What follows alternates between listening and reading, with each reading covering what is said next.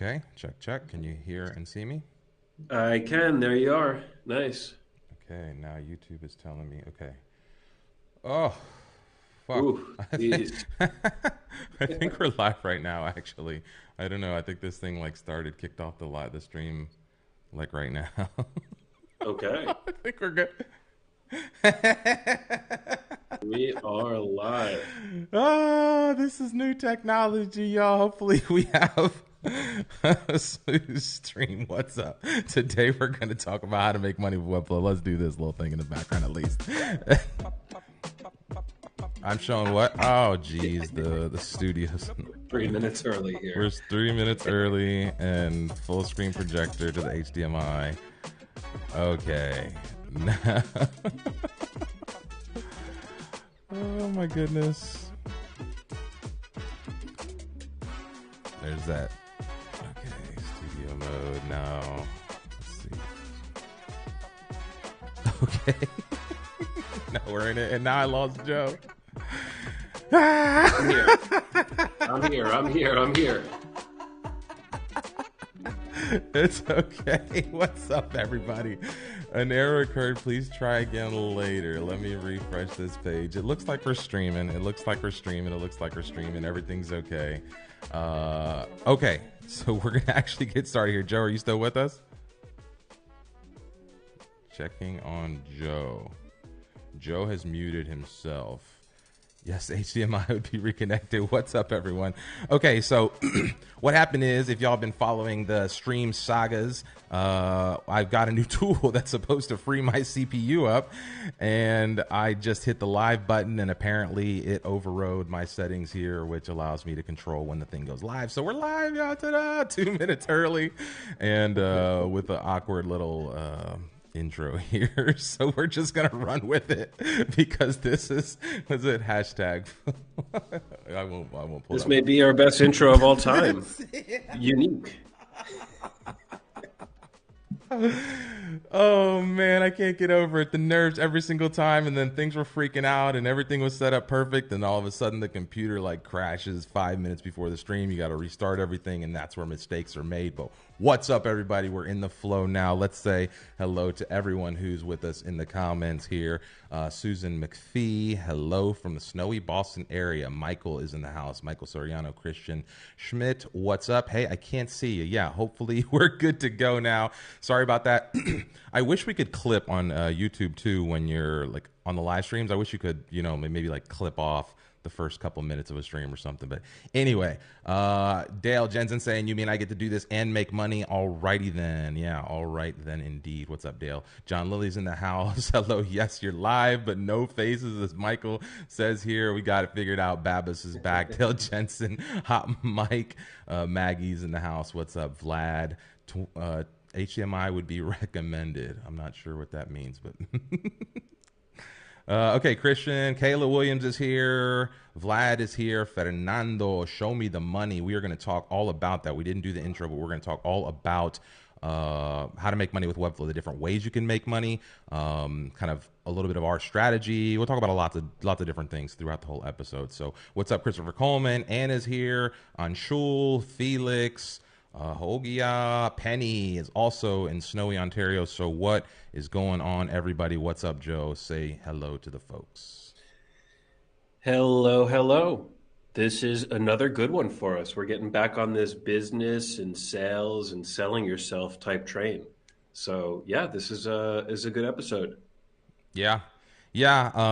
And rocky starts aside, I think we got a good episode today. So let's jump right into, we've got a few things to cover first. So let's run into a couple of, oh, you know what? I don't have it up. Let's run into a couple of events. Let's cover a few events real quick. As we get into this, dealing with difficult clients, the Webflow show, super cool. These folks are doing these shows regularly right after the show today. I believe that's on Twitter Spaces. There's a link in the show notes. Joe, can we maybe publish our show notes and share that out with the folks, and we'll pin that at the top so that everyone can have access to those things. Sorry if you're just joining us. We got a little bit of an early start.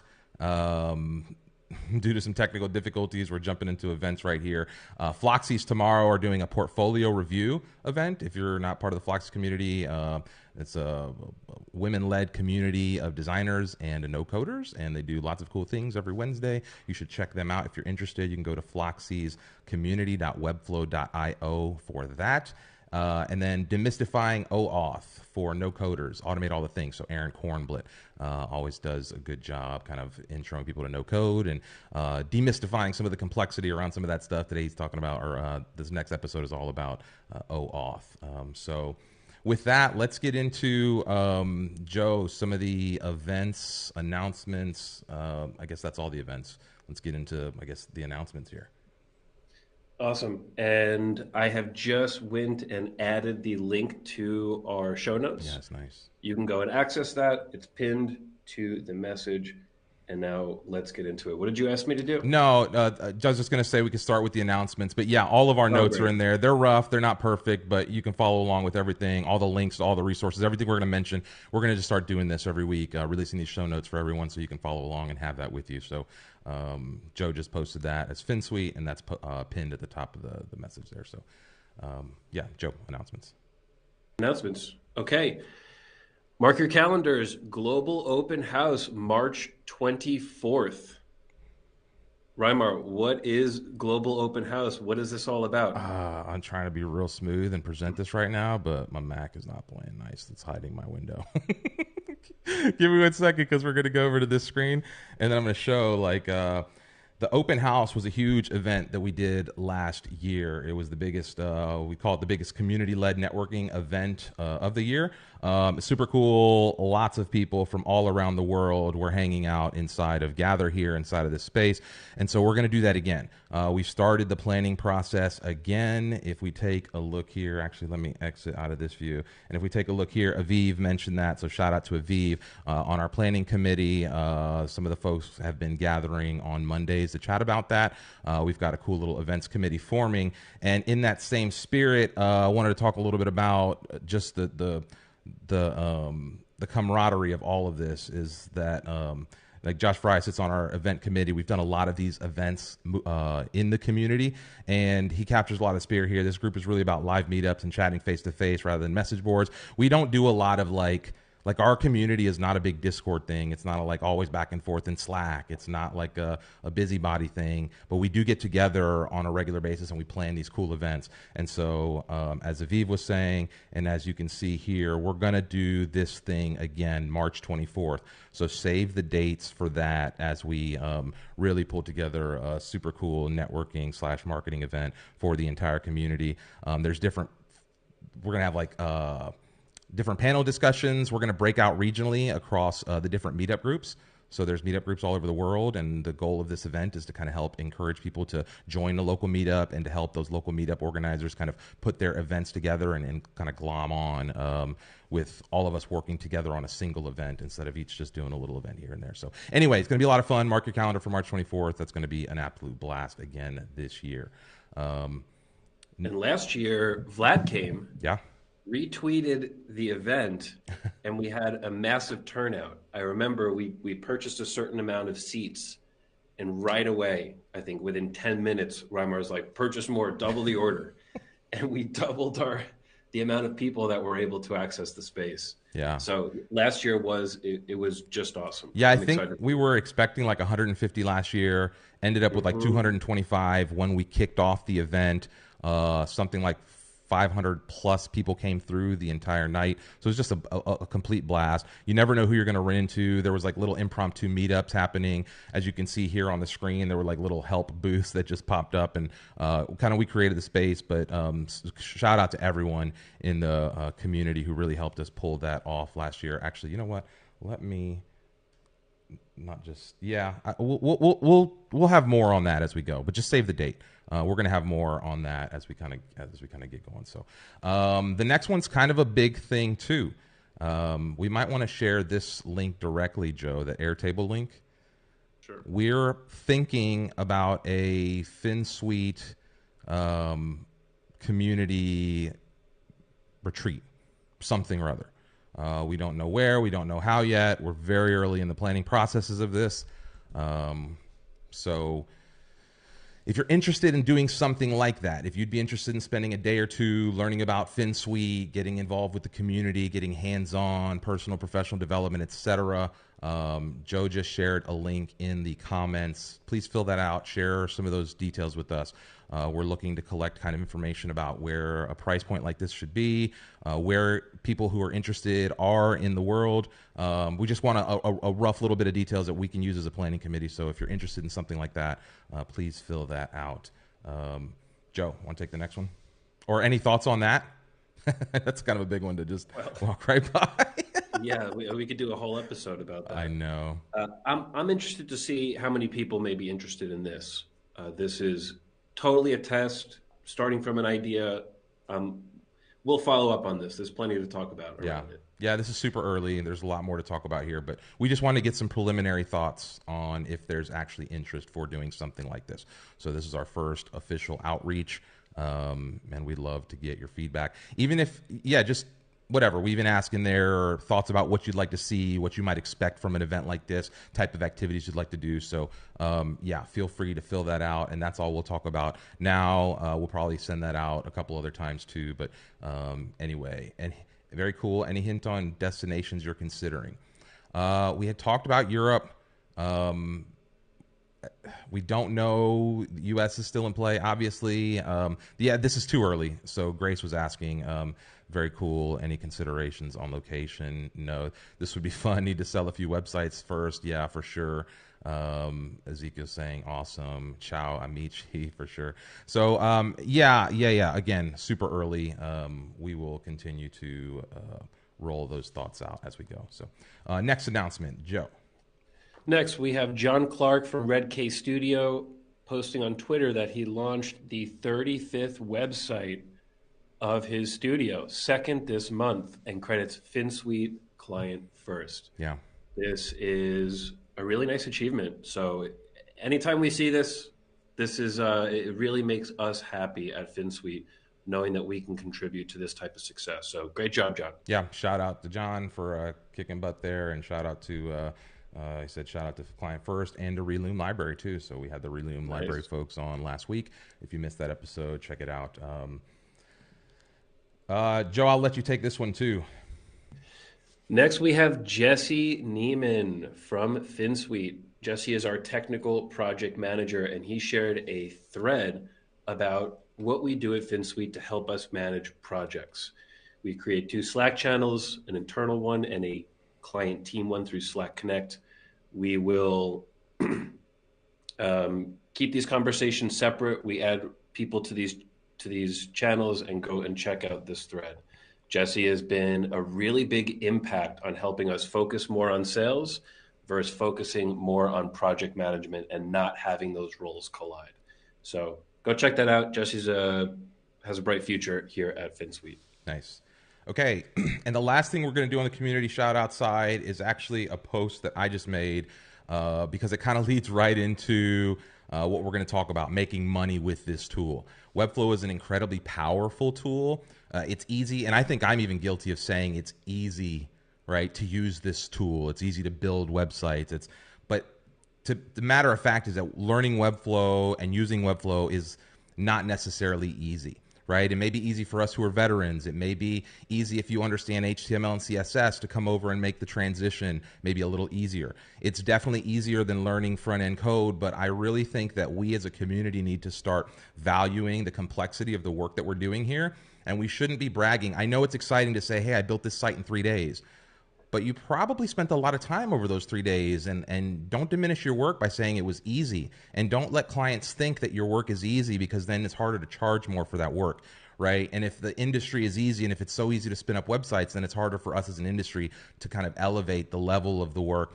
And if I'm just learning this tool and you're telling me that it's easy and I'm struggling with it, you're invalidating kind of my experience, and maybe like you're holding me back from feeling as comfortable or thinking like maybe there's something wrong with me because I can't figure this out. And so just something to consider as we get into this conversation about making money with Webflow.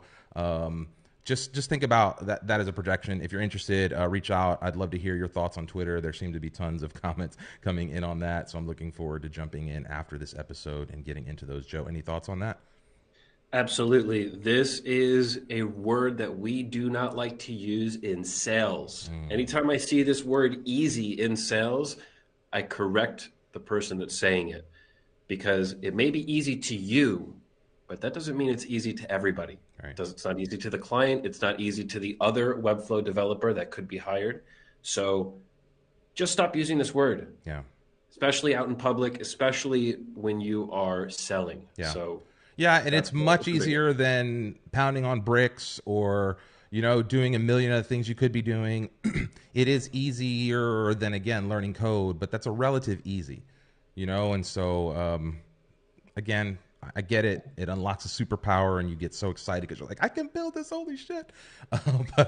But just keep some other folks in mind. If anybody has some thoughts there, actually, let's see. Let's go. Let's do a couple comments. Penny saying value in the work you do is important. The client gets value from the work you do. Michael Soriano, I work as a window cleaner and now I build websites with Webflow. It's not easy, but very possible. That's what else you want, And even if the tool is fairly easy, making websites is so complex, especially if you're doing it right, if you're making them accessible, if you're doing all the different things. And so, 100%. Let's get into it, Joe. Let's start talking about making money with Webflow, because there's a bunch of different ways to make money. And here's how we're going to approach the episode today.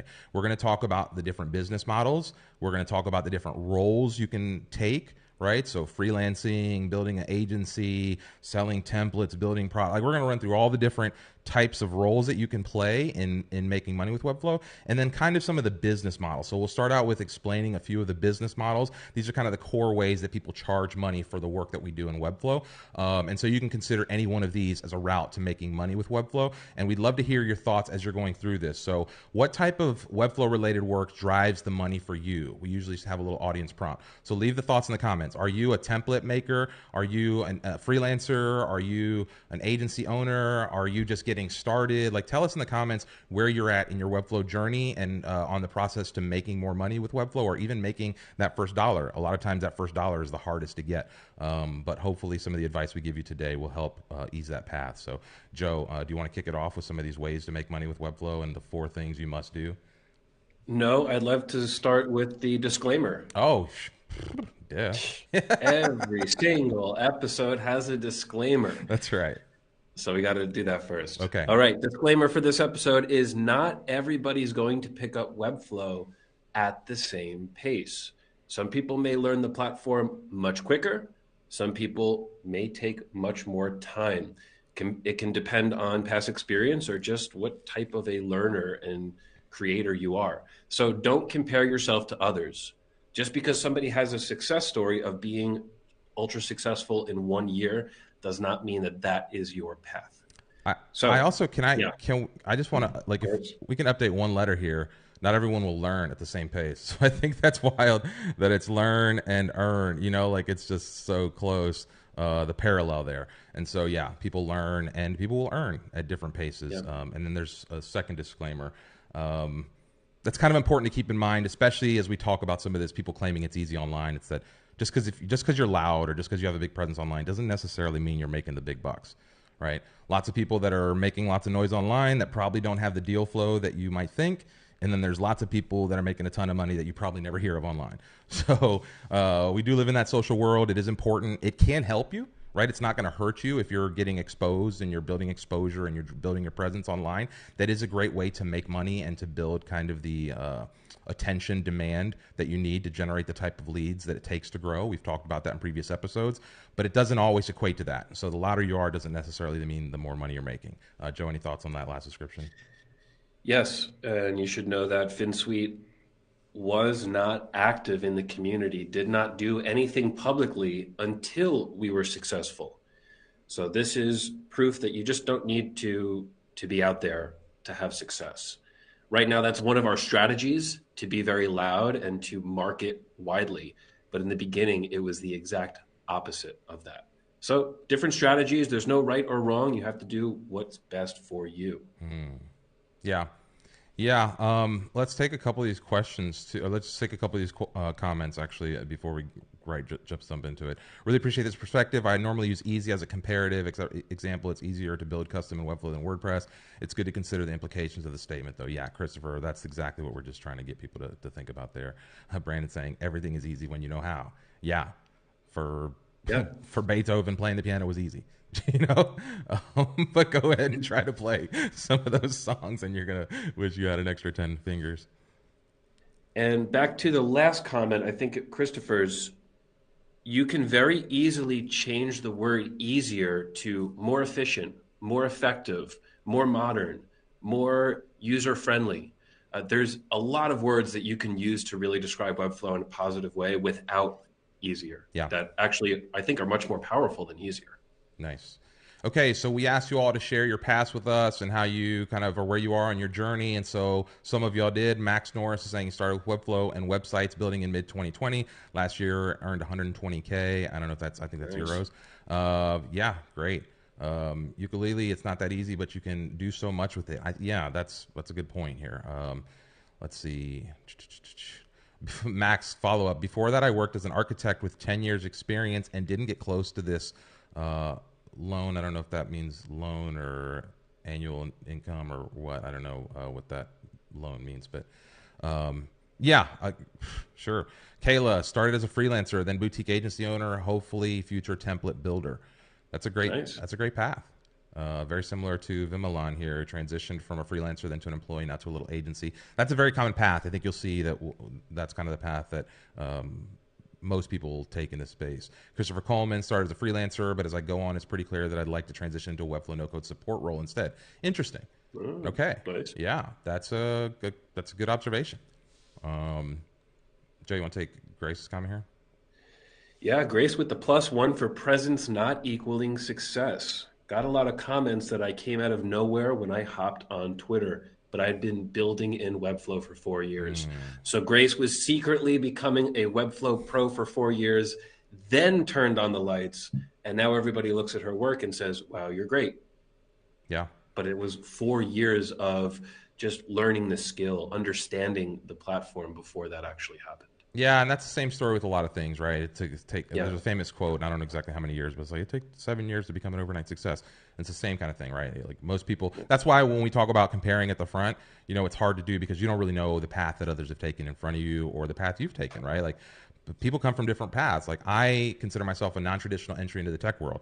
I grew up in a world where I was not exposed to a lot of technology and a lot of computer stuff. And it was later in life that I got really interested in a lot of this. And it's people come from all different backgrounds, especially in the no-code space, right? We're not all MIT grads. We're not all computer science graduates from some big university. We're mostly just folks that are problem solvers. We're creative. We're builders. We're tinkerers. We're makers. We're bloggers. We're storytellers, and we're salespeople.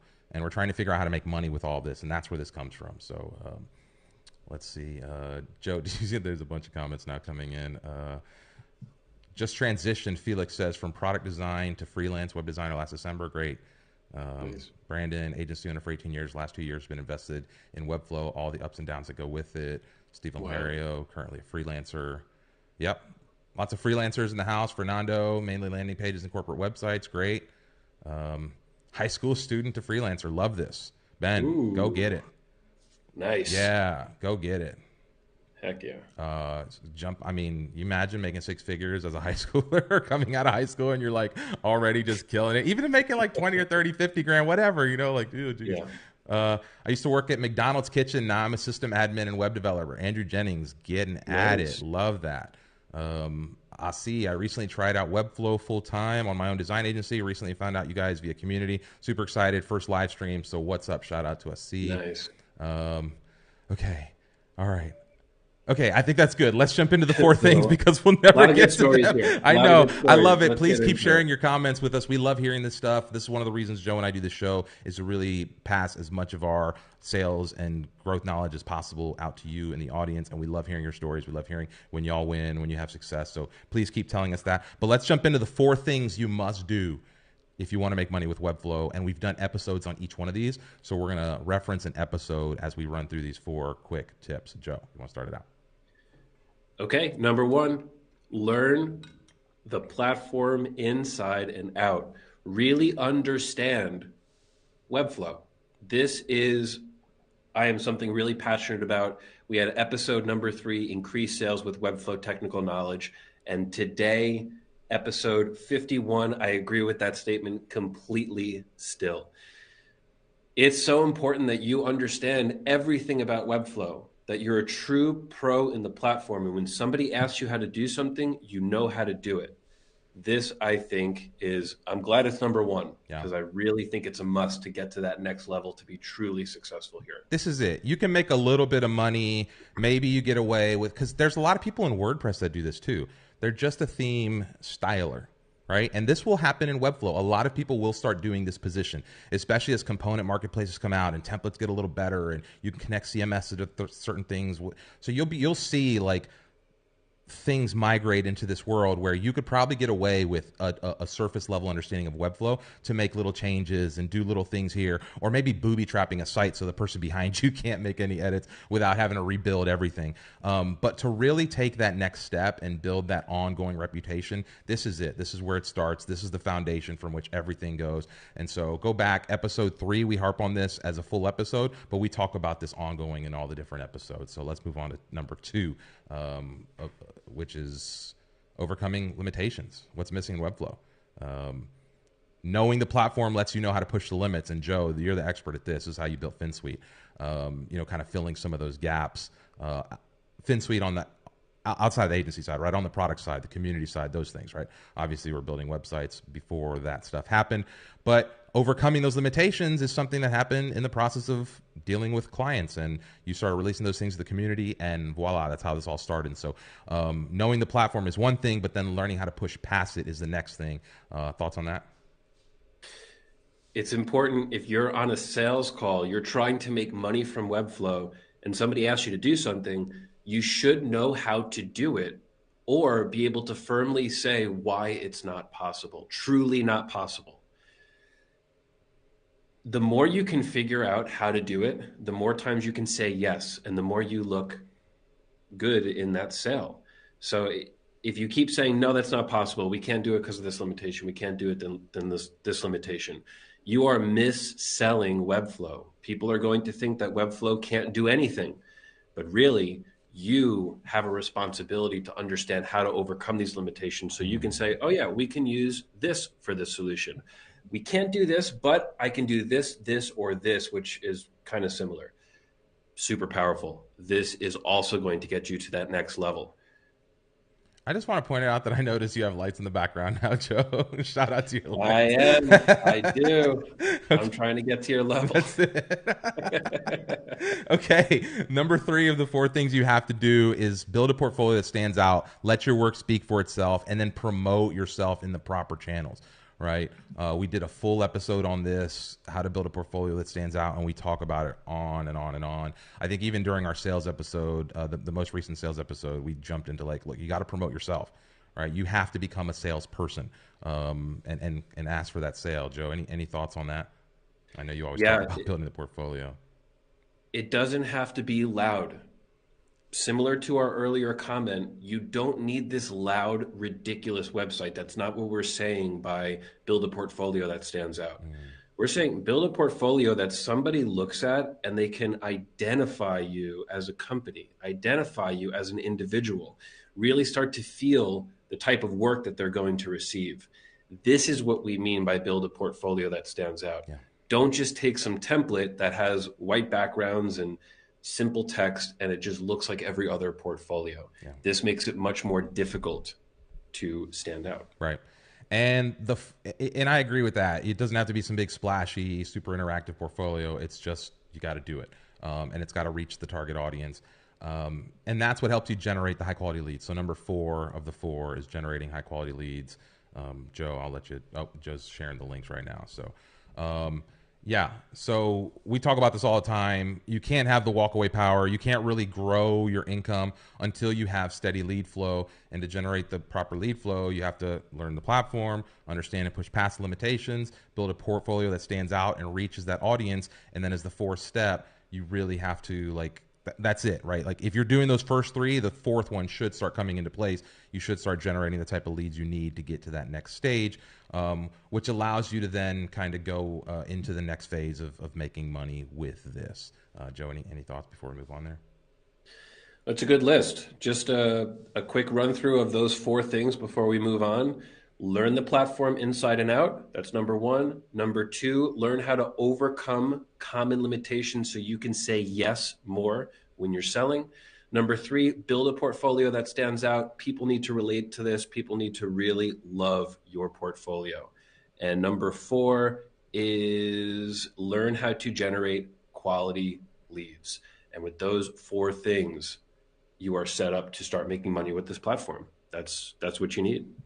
Yeah, and Pablo's making a really good point here. To make serious money with Webflow, you have to see yourself as a front-end developer, not just a Webflow developer. You have to be able to incorporate all aspects of HTML, CSS, JavaScript libraries, and even some integrations, some of that no-code stuff. This is where no-code becomes powerful, adding an Integromat, adding a Zapier, adding an Airtable backend, like doing all of these things, right? This is where you can really take the next level, and that's what we mean by pushing the limits of the platform, right? Bringing other tools to bear that allow you to do the things that Pablo's talking about here. We talk about front-end as a service all the time. That's what's evolving here, right? We're seeing the birth of an entire industry in this no-code visual software development space, and that's what, this excitement is really, a buzz about. So, Joe, do you want to start us off? And Should we jump into these pricing models, or do you see anything in the I'll comments make that a we need to final address? comment on Pablo's. Oh yeah, This is exactly what number two is. Learn how to overcome common limitations. The only way you can truly understand how to overcome these limitations is if you understand the principles of HTML and CSS. You don't even really need JavaScript for some of the limitations. But once you start to understand these things, and yes, you see yourself as a front-end developer, you can start creating customizations and getting over those limitations, which is, yeah, Pablo, absolutely agree here. yeah. Yeah, and real quick, Dale is saying independent brand marketing designer, adding Webflow opened a great opportunity. Great. WKD starting as a freelancer like 2 to 3 years ago. Now about to launch his agency. Great path. Let's see, a flight attendant. So 3 years now as a front end developer. So ukulele, shout out for that. Yeah. And Susan talking about retainers, which we'll talk about here shortly. Turning them all into client first. Great. Awesome. So glad to see that that's coming together. Joe, let's go into the different pricing models. Okay. The first pricing model we go over is fixed fee work. This is, I'm going to complete this amount of work for this flat fee regardless of what happens. It could take me 1 hour. It could take me 1,000 hours. If it's not specified, it's fixed fee. This is something that Finsweet did a lot earlier in business, and we still do it today. We have most of our new agency work is fixed fee work. It is a little risky. There are some risks attached to fixed fee because you could go way over. But there is a really good confidence in the person you're selling to that this is what's going to happen. I'm not going to see a bill double this size. I'm not going to see something way over this amount. This is what the fixed fee is. So this is, I think, a good strategy, especially for newer people that are really trying to show, hey, I'm going to finish this work and I'm going to earn this money. Yeah. Yeah, and it's a good way to kind of just enter the market. Same thing with freelancing, which is going to talk about next is after we get through these little models here of how you charge. Yeah, this is a good way to just say, oh, I can do that for X. And if you get real efficient, you make a lot of money. If you take a lot of time, maybe you make less money. And so this kind of helps you then start gauging what you can charge for, what it takes to get things done. But it also allows you to make approachable pitches to clients early on. Somebody here, Gargulek, is saying, do you think it's hard to get a job as a Webflow developer as a beginner with well-made personal project in my portfolio and good understanding of HTML, CSS, and JS? I don't think so. I think, if you have some of those skills, you could probably get the job, but maybe you have to start at a lower tier because you don't have a client, you don't have a work that represents, something that another customer might be like, oh yeah, I want you to make it look like that. so I'll pay X, right? And so that's where that barrier sometimes come in. But yeah, fixed fee is a good way to just enter the market and say, hey, for $1,000 I'll do this. For $3,000 I build a website. I see a lot of people who do fixed fee websites. They're like, we charge $3,500 for a 3 to 5 page website. We charge $5,000 for a 8 to 10 page website. We charge $10,000 for X, and that includes all of ding ding ding ding ding ding ding, and it's just that. Right? You don't pay more, you don't pay less. There's no hourly charges, nothing like that. That's fixed fee stuff. And I think that's a good place to kind of get started in the space. The other one that's super popular. Oh, go ahead. Oh, another core pro to sum all of that up is it's easy. You can put it into a pricing table, just like Reimar showed. This many to this many, it's this flat cost. We win a little bit more on the 3 pages. Maybe we spend a few more hours on the 5 pages, but it's easy. And I think easy for both sides. Yeah. Yeah. And Christian Smith brings up a good point here. Fixed fee makes you improve your process and work more efficiently, because if you can get good at charging $5,000 for a website and it takes you a couple hours to do it, you know, if you're just selling templated things and you get, hey, good on you, I guess, you know? So, or if you're taking 100 hours to do the same project for $5,000, like, yeah, it's not real profitable time. So, and Penny's saying fixed fee, this goes right, the same thing with what Christian was saying, works if you do good discovery before you give the client a proposal. So if you can properly estimate, and you'll get better, you know, you'll get burned a couple times and then you'll just get better at that. Like a lot of people are like, oh yeah, I can do that. No problem. I was like, oh, it's no big deal. Right? It's easy. Yeah. And then you go and you try to do it and it's not. So just again, be careful with that word easy. And okay, so the next one is hourly engagements, right? So you have the fixed fee model, which is kind of like, I'm going to do the whole project for this fee.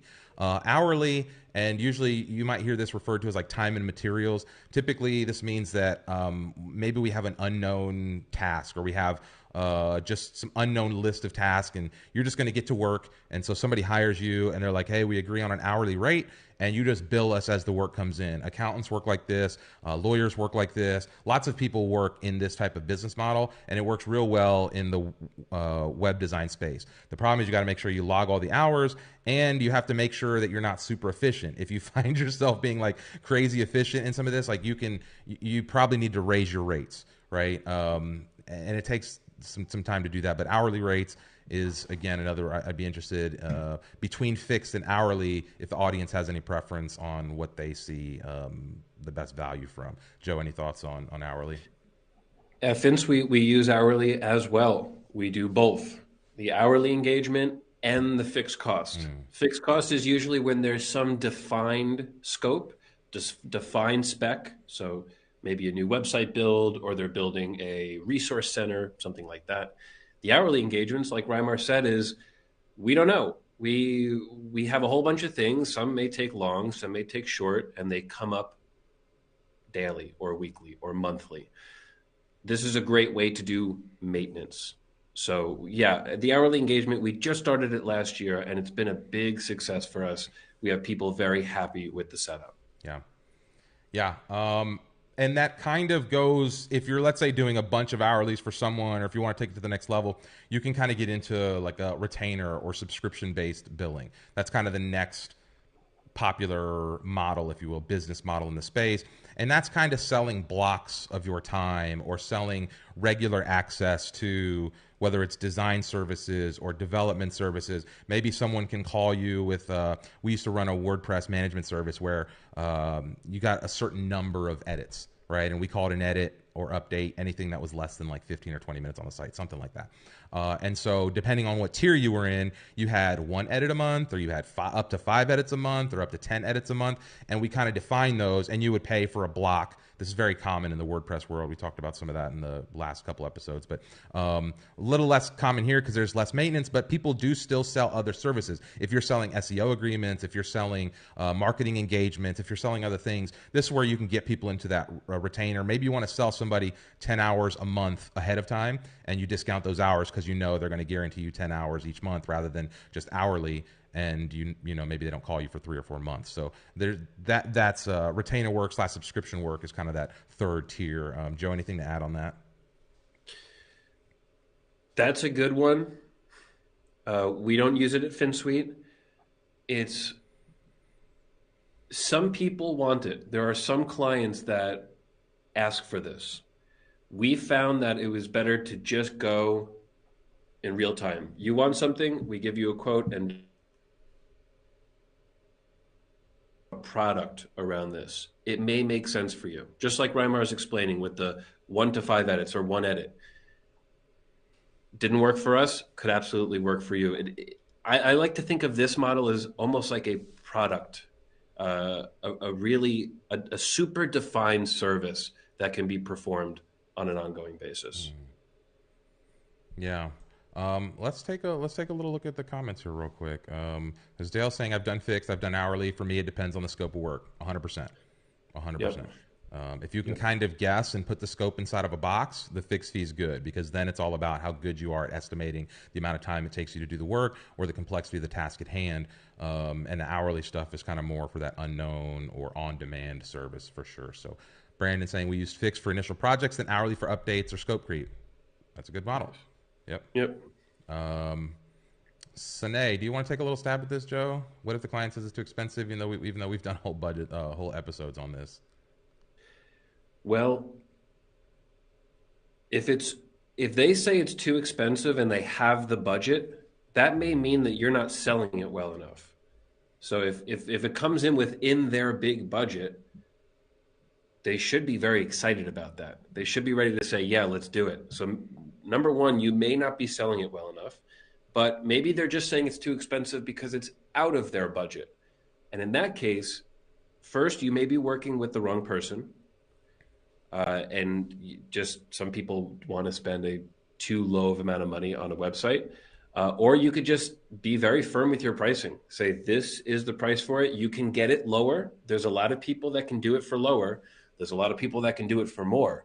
But I know that I can complete exactly what you need for this price. Yeah. Just stand firm. That's how we handle too expensive. Yeah, Keith Armstrong. I agree. That's a good. And we've done episodes on that. Go back through the archive and look at some of the older sales episodes. We talk a lot about how to deal with this. It's even in the objections episode, which we just did fairly recently. I think we talk about that. Keith is saying we do a monthly management service for a fixed monthly rate. This is great. Primarily working with brands who want regular landing page updates, CMS, etc. Yeah, it's a good model. It's a good reoccurring business model to have this kind of thing after you deliver the website. A couple $100 a month. A lot of people like to do this. It gives people just security of having someone on call, right? A business maybe doesn't need to update their website regularly, but they might like the peace of mind of paying $100 a month or $200 a month, knowing that they can call someone up and say, hey, I need this fixed like right now, right? Because without a service agreement in place, a business may not have a recourse for that, right? You may leave the website, and if they don't know Webflow, well, okay. So what Keith is saying here is a good selling point there. Tanner, I want to talk about value-based pricing actually a little bit. We strictly do value-based pricing, so it's completely dependent on the value we'll be providing the company for the work we'll do and the results we'll likely get. I know this is like a popular thing. This is like something that a lot of these big web consultants do, and they're like, are you going to generate $1 million in revenue with your website next year? Well, then I think that's worth 10% of your web revenue, blah, blah, blah. And so your website should be $100,000. Fuck off with all that, right? Like as a business owner, you're almost never going to close a deal like that. That's not to say that you can't sell based on the value you generate. And I'd be interested to know what Joe says about this. But I don't know that like setting this, just because somebody's going to do $10 million a year in sales next year on the website you build for them, doesn't mean you are entitled to a percentage of the sales that they're going to generate on that website as the web developer. At least that's my perspective. Joe, any thoughts on value-based or this kind of model that's contingent on what the results of the website are going to be? Well, when I look at value-based pricing, I see the side you just explained, but I see more of a different side. So what you explain absolutely makes sense, and I also agree with you that it shouldn't be some percentage of the potential of the website. It seems very silly. What I see more as value-based pricing is we're setting up this on your website. It has this type of value to you as a business, not monetary. Maybe a significant improvement to your sales flow or a significant improvement to your marketing funnel. There's a great example. We sometimes set up a gated content system on somebody's website, and we have a fairly simple way to set up a gated content system. And since we've done it so many times, we can usually get this going in an hour or two. But we don't always bill for an hour or two. We do bring in some of that value-based pricing because we set this entire system up for you. This is going to completely change how leads come to your website. Yeah. I don't know if you should be spending $200 for that. Yeah. So that's another side of value-based pricing. This is a significant thing to your business. Yeah. You should be paying for it. And also, we've done this work before. Just because we can do it really fast doesn't mean you shouldn't pay for it. We talked about that before. That's where the hourly sometimes does mix with some of the value-based.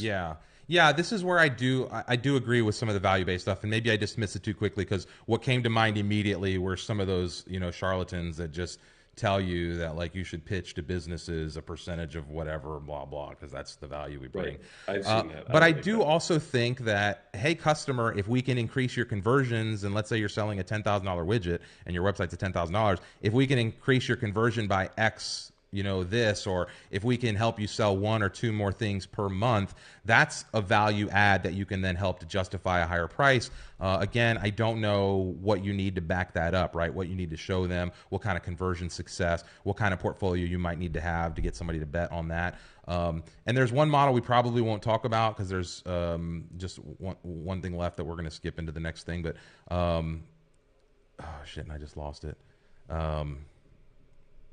No, it'll come back to me.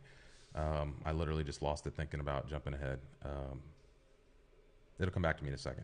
Let's jump to the next one.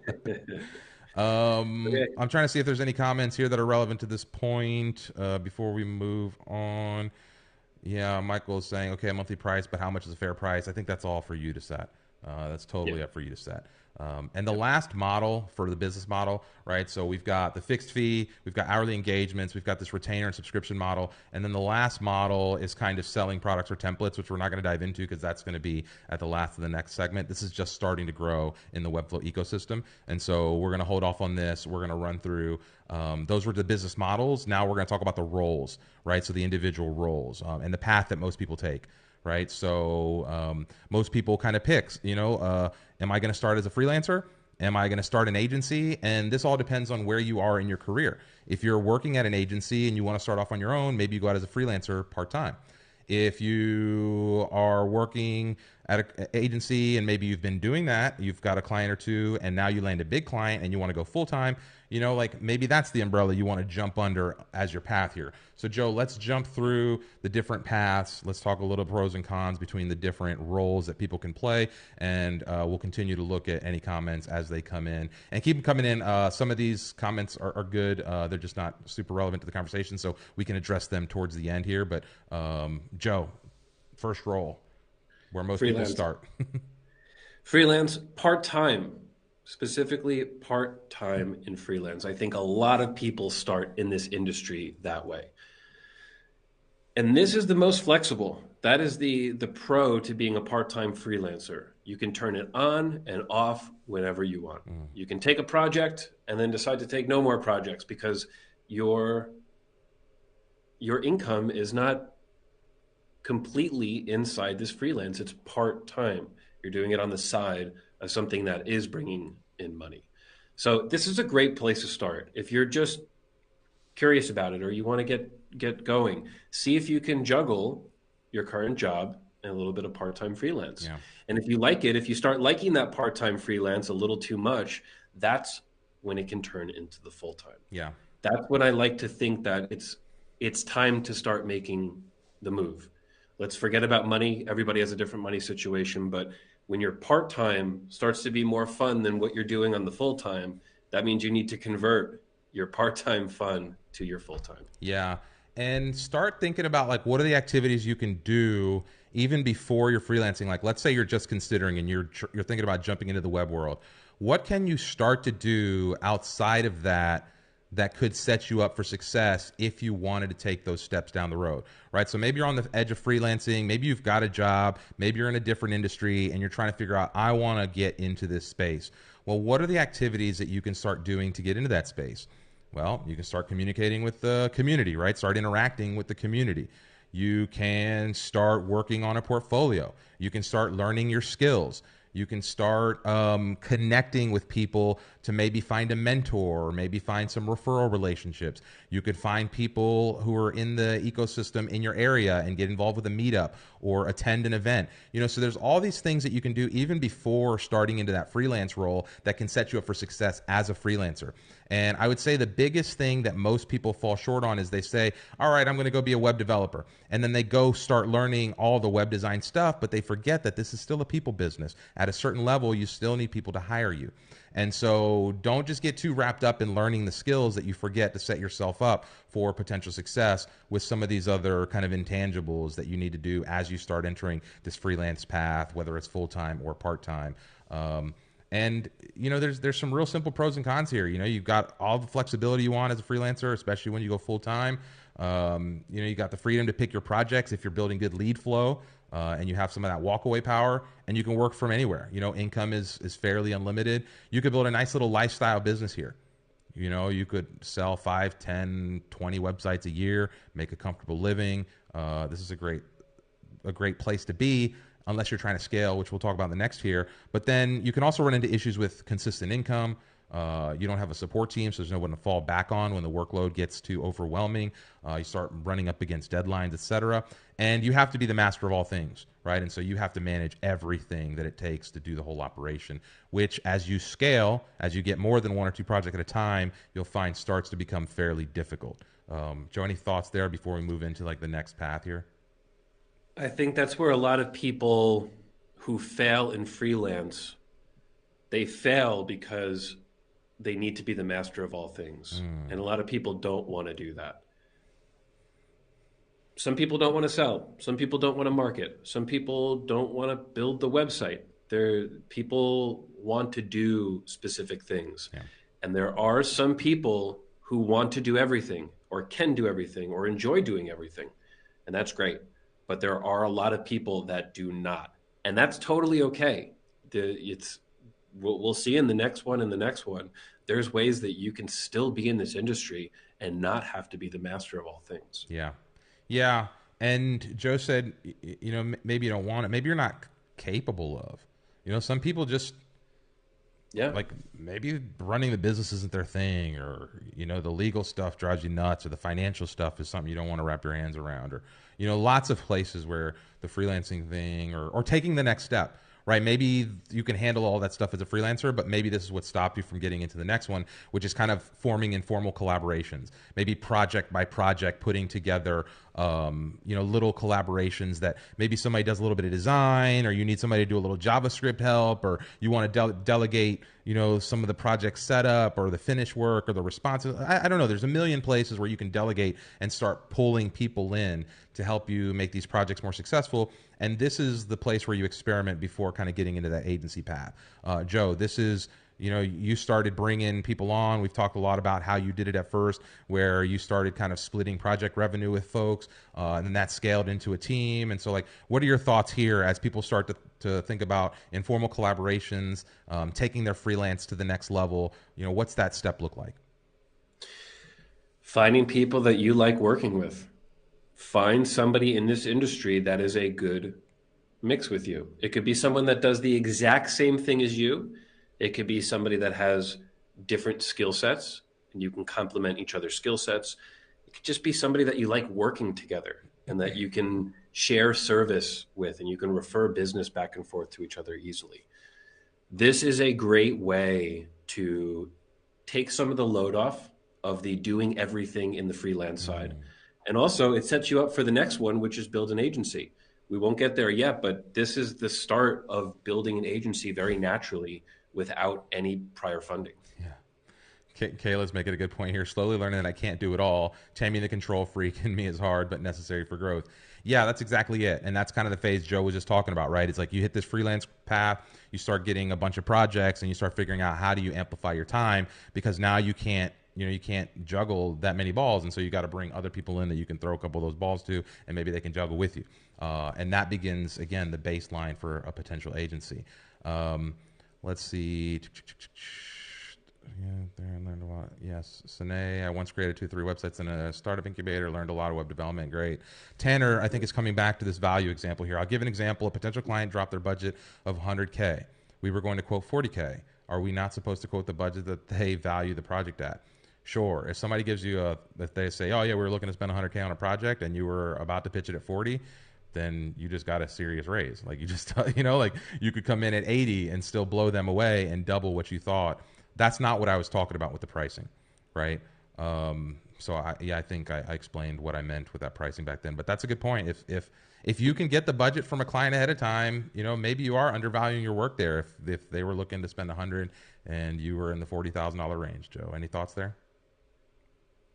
I think this was not the comment about the value based. It was the comment about the budget that had a high budget and said no to the small budget. Or no, that could be a different one. I'm sorry. Let me just add on to what you were saying. There's the Okay, beginning of it. Tanner, but without the photo. Tanner without the headshot there. Okay.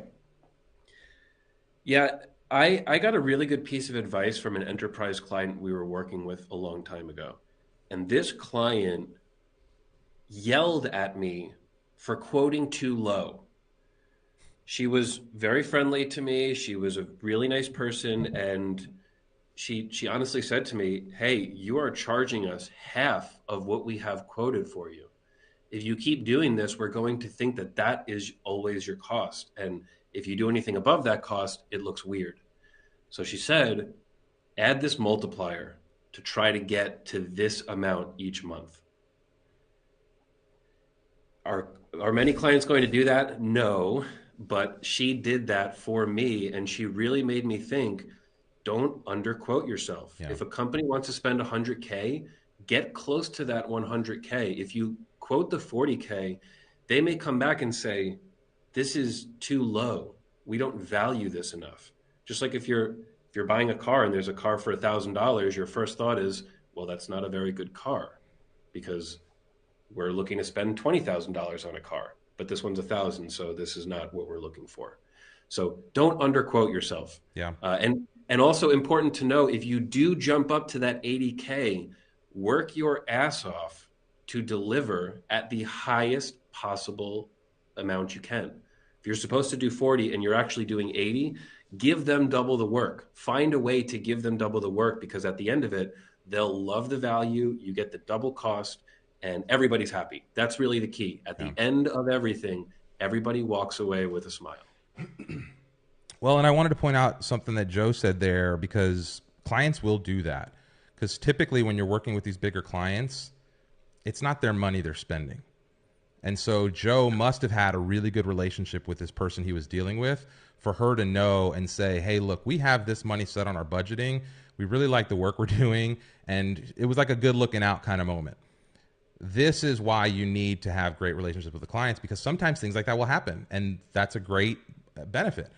But if you're a dick, or if you're not great to work with, or if you don't have that relationship, maybe they're not gonna good looking out moment. Maybe they're gonna keep that budget for themselves and apply that budget somewhere else in their marketing spend, or something that they'd rather spend the money for. And so just some things to think about. Let's jump back into building an agency. So we've taken that freelancer path. We've now started collaborating with folks. Go back to episode number 1 we did about hiring and scaling for growth. Literally the first episode of this podcast was all about how to think about growing your Webflow agency. So go back to that episode if you want anything more on this, on building an agency. But that's kind of the next step, right? So you're freelancing, you start collaborating with folks. Now you've got consistent flow. You're like, I want to maybe hire a couple people full time, or I want to bring this person that I've been collaborating with. We're going to start a thing. We're going to incorporate and start an agency. So Joe, talk to me a little bit about that phase, building an agency and kind of taking all these pieces together to take the next step. This is where I start to see the change of personal to company. That when you're freelancing, you're by yourself, it just feels personal.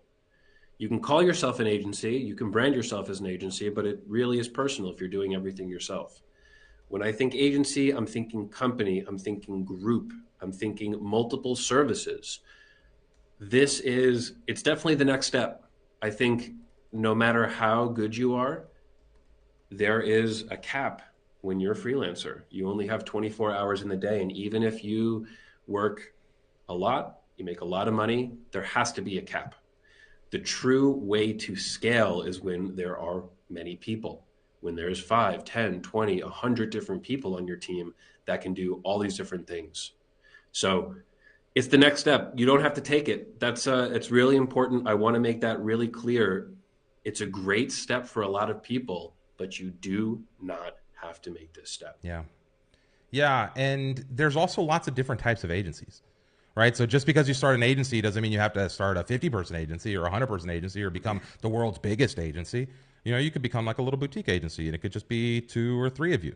You know, it could be a small to medium tier agency. You could get into a niche market and only do hotels websites for hotels or architects or lawyers or roofers or whatever it is, you know, and now you're an agency that just kind of focuses on that.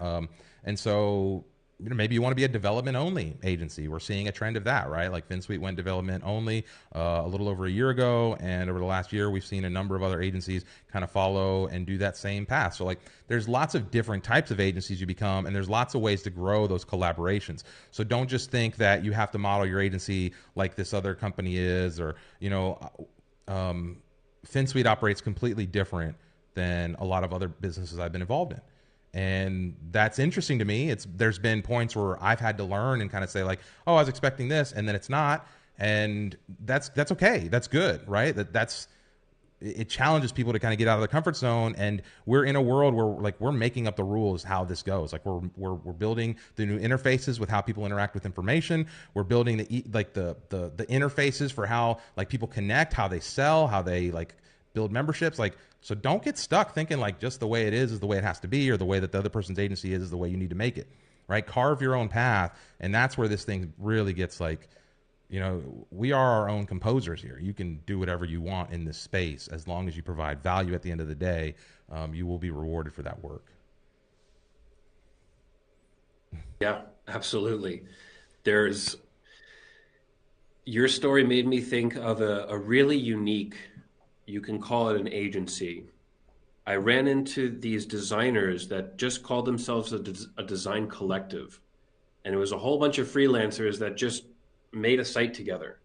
And they were marketing their work and their services together on a site. And it was so informal. So yes, there's so many different paths here. Don't get stuck in one of them. Yeah. Great points. Yeah. Okay, so, and that's kind of like, those are the, you know, it's like freelance, small collaborations, and then agency. Those are like the 3 main tiers. And then these next few are just kind of like, we'll call them not necessarily ancillary because they could be their own direct paths, but they're less traditional ways to make money inside of Webflow. So the first one starts with template sales. You know, so Webflow has a template marketplace. You can sell templates directly to folks. I've seen people selling templates off of outside of the Webflow template place, and they want to manually transfer sites. And there's all sorts of ways you can build components or a little nugget here, a template, a clonable, something like that you sell, or a membership that you drive that, you know, somehow you deliver value back by creating resources. Any thoughts on template sales? I know there's a process for getting approved. Then each template has to be approved. There are some pretty strict limitations on like what you can do with the sites and how they need to be formatted and blah, blah, blah, whatever.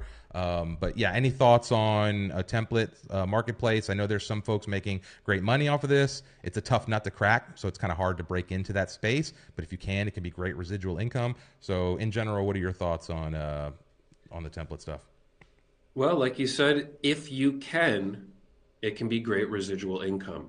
If you can, that means you're a great designer. You're not going to be denied for design. You're fast. You're not going to be spending weeks and weeks and weeks on this template. If you can do it, you enjoy it, and you start making money, keep doing it. I think if you're interested in it, go and try it. Yeah. And it doesn't your first one doesn't have to be in the Webflow marketplace. Doesn't have to be paid. You can just start creating these templates, see if people like them before you actually spend the real time going and making this something that you can profit on. Yeah. Yeah. And when I first started in Webflow, I started making clonables, and my next logical step was like, okay, I'm going to apply to be a template designer. And I did. I applied and I didn't get accepted, probably because my stuff wasn't like my naming conventions were garbage because I didn't understand anything about global classes. I did a little bit, but not truly understand. And then by the time I figured all that out, I was already selling my own websites. And then shortly thereafter, I joined forces with Joe here, and the rest of that story is history. But yeah, there's lots of paths here, and it's not super easy. Right. Again, it's not easy to get in there, to be accepted, to do all the things right. And then even once you're in there, then you got to sell the templates. And so just because you're building templates doesn't mean you have to stop selling. It's just kind of a different sale when you're selling these resources, which leads us into the next one, which is like products, plugins. This is the next step from templates. So the templates is like, hey, here's the style, here's the framework. You can kind of use this skin. But we're seeing an ecosystem evolve now. Finsweet leading the charge on a lot of that stuff, products and services inside of the space. But you've also got other people around the edges building a little plugin. You've got things like Wiz. You've got MemberStack. You've got all these little tools that pop around the edges, even the other no-code tools, right, that come into the space. Maybe you sell a service around those products, or maybe you build some kind of dashboard for folks, or you're starting to turn, instead of an agency or service offering, you're starting to productize what it is that you do, right? Whether that's a technical product, whether it's a plugin, a piece of JavaScript, whatever it is, that's kind of the next stage. And that's somewhere that I think if you're looking at this ecosystem and you're like, where's a huge potential to make money over the next 5 years, it's going to be in that space, right? It's going to be in adding on and building on this platform. That's one of the things a lot of us are waiting for, have our fingers crossed, is like, hey, Webflow, when are you going to make this easier for developers to do their thing so that we can kind of really run off to the races here? So, Joe, any thoughts on that tier of kind of breaking into product development? And I know we're at an hour here, but we're going to keep going because YouTube. This may be the most difficult one. It's one thing to build a product that people want and it works, and a whole other thing is getting people to use it. So we talked before about not needing to be loud and out there to be successful in Webflow. I think you have to be loud and out there to be successful in the products, plugins, and add-ons game. You can't be 4 years hidden and then come out with a product and expect everybody to know your product. You can be hidden for 4 years, be influential for 4 years, and then do a product. But getting people to use it, I think that's one of the most difficult parts. So although this is a really good potential, very, very good long-term potential, it is incredibly difficult. Yeah. And the worst thing is you build the whole thing and you can't get anybody to use it. Yeah. And now you look back and say, well, what did I do this for? Yeah. Yeah, and this is some of the fun of the no-code thing, right, is that you can... and this is something you hear people talking about all the time in the no-code space, that because more people are getting into the software development, and because more people, even if it's visual software development, and because people can build more tools, that means that building the product is no longer like the biggest hurdle you face. Right now, building the product is just something that people expect. They expect the solution to work. They don't really care if you use code or no code to build it. They just kind of, when I get to the thing, can I work and use the thing that you said is it going to do the thing you said it's going to do?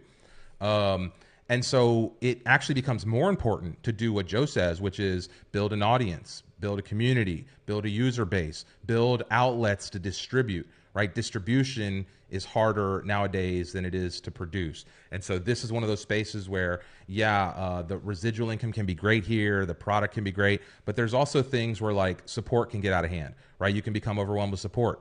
It can be very difficult to penetrate the market. There's no official marketplace in Webflow yet. So there's no like place where people are coming for Webflow apps, let's say, where you can kind of sell your product. You have to do this outside. You have to generate all that attention. And so lots of pros, lots of cons there. And then there's two other kind of roles I think that you can use to make money.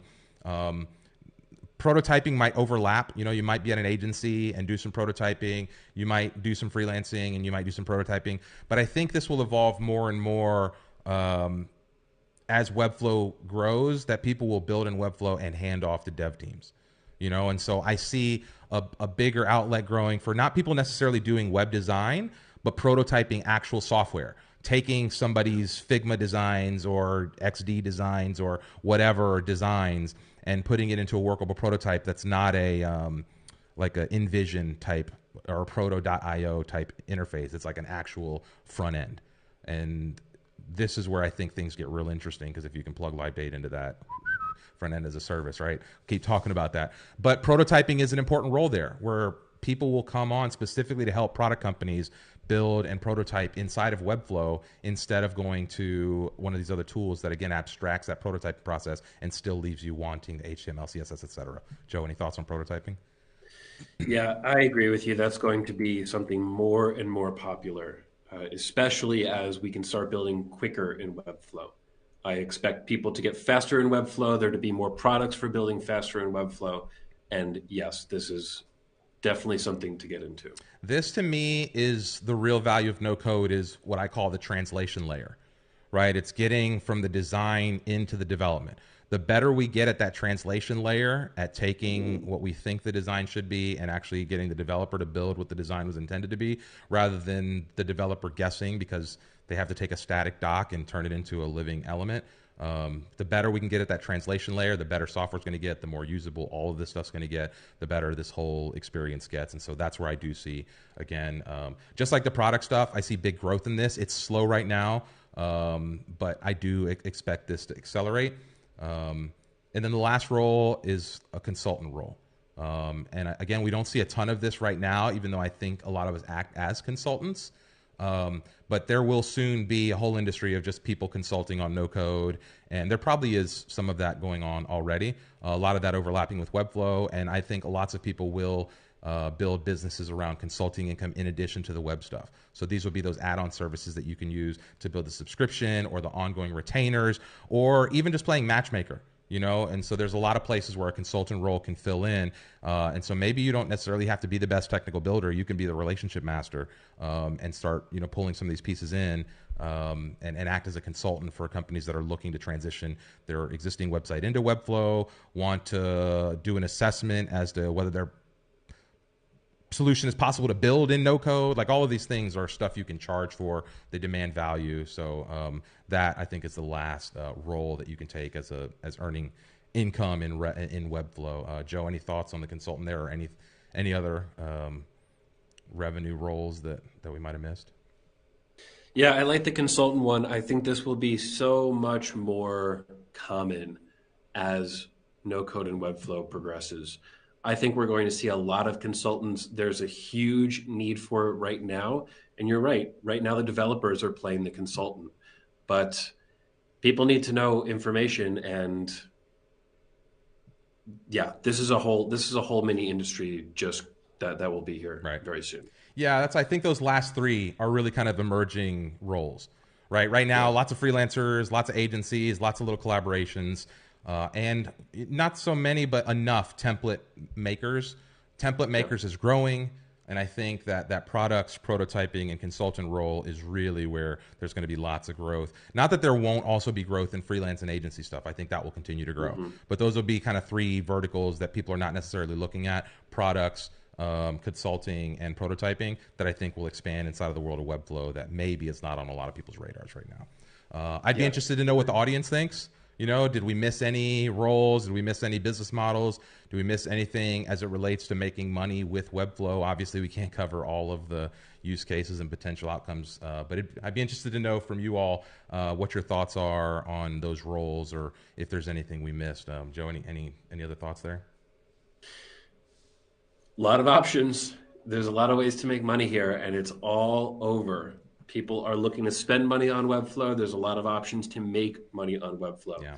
So if you've been thinking about it, go do it. If you're already doing it, hopefully you've learned something to help you do it better. Yeah. Help you do more of it. This is an important episode for those people who are on the fence, not sure about it, or looking to take that next step. Yeah. Yeah, and I think the biggest thing is to just get started. You know? Do it. Lots of people will sit around planning their perfect entry to the market and thinking about all these things they're going to do and how their software is going to change the world and blah, blah, whatever. But they never open the app. They never open Webflow. They never open Bubble. They never open whatever it is, right? Whatever the tool is, even Figma or whatever, anything. And they just never do it, right? Yeah. So getting started, putting the effort in, showing up every day, being consistent, those things are way more important. We talk about the resilience being more important than talent a lot of times. And so just keep that in mind, that at a certain level to make money and to go out on your own takes a certain level of resilience that it doesn't take to be an employee somewhere. I used to, yeah, like one of my favorite quotes in the world of sales is, I just talked to the boss. He said, your raise is effective just as soon as you are. And I always hold on to that in the world of sales, because literally when you're in one of these roles, you control your destiny. There's no one to go bitch about X, Y, or Z about. It kind of falls on your shoulders. And so that's the upside, but that's also the downside of it. And so balancing that, being prepared for that, not everybody's cut out to be an entrepreneur, to be out on their own, to deal with some of the stresses of maybe not landing the client in a month or two, or whatever it is, and having to squeak by and still having the resilience to push forward. And so it's a rough path to get to a place of success and comfort and stability in this space. I've been through it. I appreciate it. And yeah, Joe, any other thoughts there before we kind of wrap up? It's a fun journey. It is. No matter what you decide to do, how long it takes you to feel like you've made it, it's a good journey. Yeah. Let's see. Penny's saying, I've been resilient for the past 15 years. Go, Penny, go. Nice. Penny is a boss, by the way. I didn't like, this is one of the things I really like about the meetups and hanging out with folks that you don't get in a lot of ways. She kind of moderated a table at this networking event we were doing, and I was like, damn, Penny over here doing it. She had everybody like moving real nice, and she was just, yeah. So resilience is good. Penny, you've got some skills over there. Don't give up. You're doing great work. And I like to appreciate those folks who are in the community, and I don't know, there's probably so many good stories out there. Let's see. Gargulek is saying, guys, you should build template market where we could sell templates made with client first. Easier to get in and more quality templates built with better naming convention. It's tough because you have to then send people the templates one-on-one. And it's a hard way to like automate the template transfer process if you're selling templates outside of the marketplace. That's why we just clone them. We just give them away and let people clone them. And Joe, any thoughts on that? It's a lot of work. There's been a lot of people that have told us to make a template marketplace with client first, but the reality is it requires a lot of resources. It's very expensive to get that going and to get people to use it. So may it happen in the future? Yeah. But right now we don't have the resources to go and build a whole marketplace around that. Yeah. Steven brings up a good point. Templates will become more complex with logic and membership launching. This is for 1,000,000%. Like this is where I think I get excited in the idea of open sourcing software design as a whole, right? Because the platform's not open source, but the solutions could be. And yeah, Steven, you might be able to build some kind of marketplace solution. It's got memberships and logic baked in. And now I go in and I clone that and I have everything I need in the box, plus the ability to go in and manually edit anything visually. 100%. Good point, Steven. Yeah. Fernando said you should talk about digital nomads in the next chapter. I thought about doing, because I spent 4 months on the road, I thought about doing a stream about that. Because it wasn't what I thought. Being on the road was going to be, a lot of it was not what I thought. So yeah, digital nomads would be an interesting conversation. I'm not sure it's a topic for our Tuesday show, but maybe we're experimenting with some other types of content. So maybe as one of those episodes, or I've been even thinking about doing like a solo hang session on a private channel, just audience called and stuff. So we'll see. We will see where some of that goes. Okay, I don't see a whole lot else. If we missed your comment, I do apologize. There was a lot coming in during the stream there. 73 of y'all hanging with us at the end of the show here. 74 now. 34 likes. So leave your love. We forgot one thing actually. So 2 things. Share your love with the show. Let me make sure that gets up there. Like the channel, subscribe to the channel. We are at what, like 9,400 subscribers, I think. So let's get to that 10,000 number. Our goal is by the end of February. Let's see if we can get 600 subscribers this month. So tell your friends we're here every week, twice a week, Tuesdays and Thursdays, and maybe soon other times. But Joe, any final thoughts before we climb out of here? That's it. Great episode. All right. Thank you, everybody. Thanks, everyone. Catch you next week. I'll actually catch you Thursday. We'll be here Thursday with Learn It Live. We're going to jump into, what is it, more fluid responsive stuff, client first stuff, Joe? Yeah, a little bit of both. Nice. Okay. Catch y'all later. Bye.